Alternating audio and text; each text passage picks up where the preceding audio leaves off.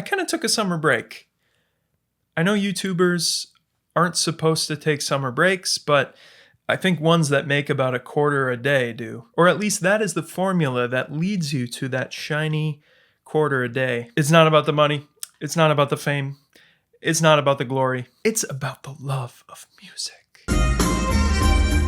So I did my best albums of the year list at about the midway point, and now it's been a couple months, and I've discovered some new albums from before that time. I've been listening to some new ones over the summer. These are 7 great albums I've been jamming all summer long, all new since that list. As always, it's an eclectic mix of progressive tinged pop and indie rock and alternative and etc. First up is a psychedelic rock, psychedelic pop band from Chicago called Post Animal with a super bright, super vibrant, super fun album, Iron.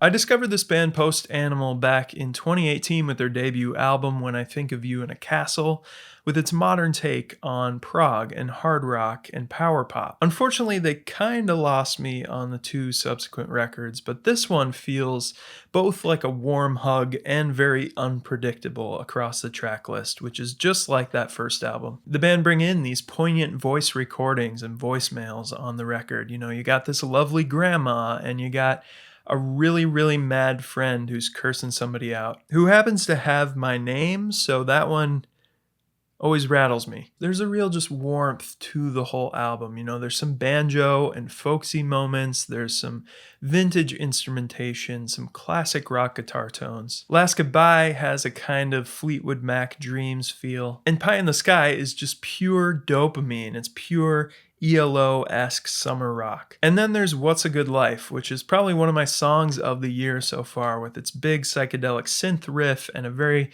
McCartney-flavored chorus. I'm getting wings. And next on the list is certainly one of my favorite finds of the summer, but Daniel Kleederman's been going at it a while with the act Bartees Strange.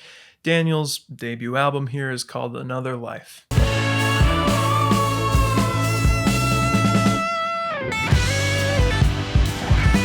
Kleederman's style is as varied, as eclectic as Bartees Strange, just bringing his bluesy guitar upbringing, his roots, together with some folk, some country twinges. Soulful vocals that are these brash harmony stacks and soft and silky at times too. And a real Beatles DNA here, you know, he's given us the hooks we want. The album is also very prog in these unconventional, sprawling song structures and complex playing. And guitar-wise, his chops show up across the album with all these mathy little riffs, and that squelching solo on compromised positions is just exquisite. I hear some Grizzly Bear on here. I hear a small prog band that I just gushed about last year called Plantoid. Absolutely love this album. You can't miss it. This next album is a comeback album from a Dutch psychedelic progressive rock band from the early 70s. I was really surprised to see this one pop up on my, feed and radar, and that is Supersister with Nancy Never Knew.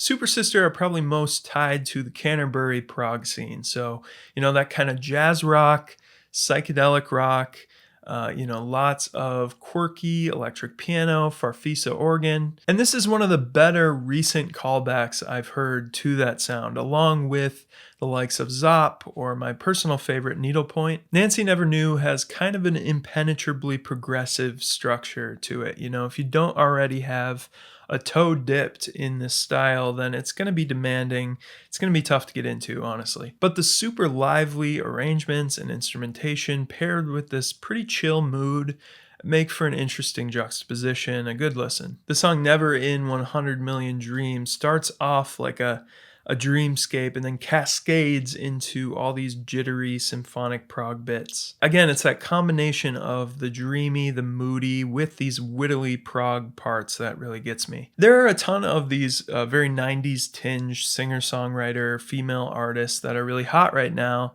Snail Mail, Soccer Mommy, J-Sum, Lomelda, the list goes on and on and on. And this next artist takes some of that for sure, but injects just a musical sophistication that I think is pretty rare in that world, and that is the new album Animaru by Mei Semones.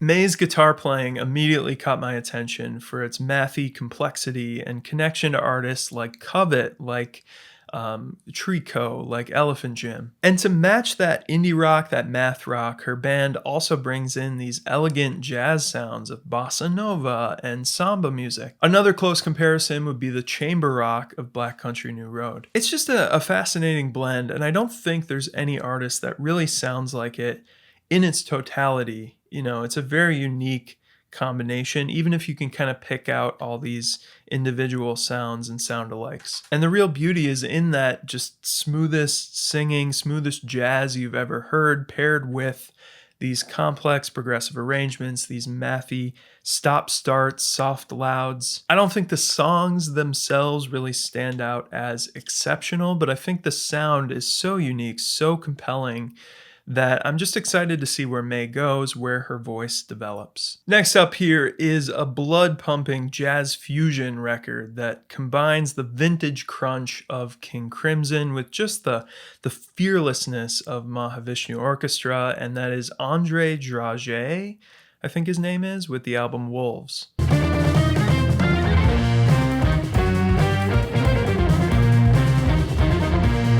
It's a Norwegian band here. Andre's the drummer, and they've got all the classic rock instrumentation plus a lot of Fender Rhodes, a lot of violin for that Dixie Dregs Mahavishnu feel. It's another album on this list that came out actually in the spring around April, and it's just a total palate cleanser for me. I'll be listening to some super soft, super intimate singer-songwriter folksy stuff, and I just want something loud, something heavy, something complex. And they're just blazing on this album. Amazing playing, amazing soloing, and some pretty memorable themes and melodies too. It's quite slick, it's quite accomplished, but also it's got a rawness, it's got a grittiness, and it feels like you're just gonna drive off the cliff at any moment, which is a pretty good thing for this sound. I've been known to like a little Japanese female-led pop and rock. And this next album is a debut from a three-piece band who fuse R&B and funk and psychedelia and some pop hooks.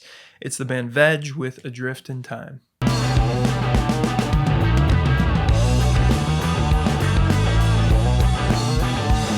I can't say any of these song names, but this album is so fun, so funky, the bass work is so good, so killer. You could kind of lump this in with any instrumental jam band or groove band. It's kind of got that instrumental palette. But compared to that jam band sound, everything feels a little bit more composed, a little bit more intentional. It's got a huge range of moods across the album and those vocal hooks. The lead singer, Momoko, her vocals, her vocal harmonies, her vocal layering is just so right up my alley. I'm going to Hawaii soon, and I could really see this being a large part of that soundtrack. And last but not least is an indie king, an indie rock millennial staple who made magic in the early 2010s and just the online culture, early Bandcamp, early YouTube, writing literally hundreds of these little 1 to 2 minute songs and just building this freakishly devoted fan base. And of course, I'm talking about the one and only Alex G with his 10th official LP, Headlights. Something that you learned from falling down. Don't make me. Alex G's brand, and there's a lot to say about that. There's probably like a video series coming on that very topic, but it's always been about being the most normal guy ever. Simplicity, authenticity, keeping a low profile. But I've always thought his songwriting, his whole approach to music and recording is pretty special.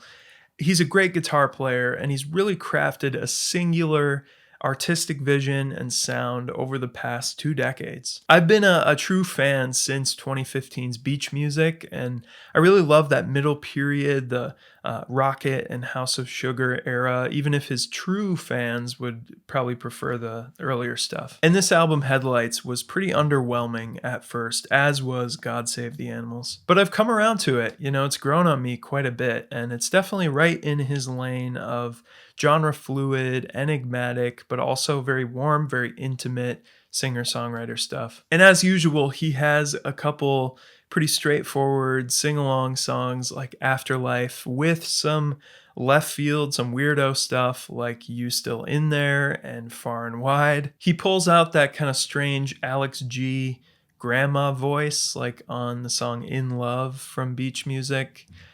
I gotta admit, totally love it. That being the song Far and Wide, it's got that string section that's so well written. It's got the contrast of his vocal delivery, which is kind of like this character, with these very smooth, sweet gang vocals that kind of call and respond. And all in all, I'm just enjoying this one as what I'd say a mid-tier Alex G record. It's not nearly his best in my opinion, but it's pretty enjoyable, and I keep playing it. And that's it. Those are 7 albums I've been listening to this summer. I'm sure there's a lot more out there, so do please, as always, leave some comments below, type at me, pound the keyboard. Don't smash the like button, but just, kind of lightly just beep. I'm going to do a video, something about my favorite prog albums of the 1970s, so that classic era. I've been digging deep into those albums recently, listening to less new music. So yeah, that's upcoming. Please subscribe to the channel if you haven't already, and as always, thank you so much for watching.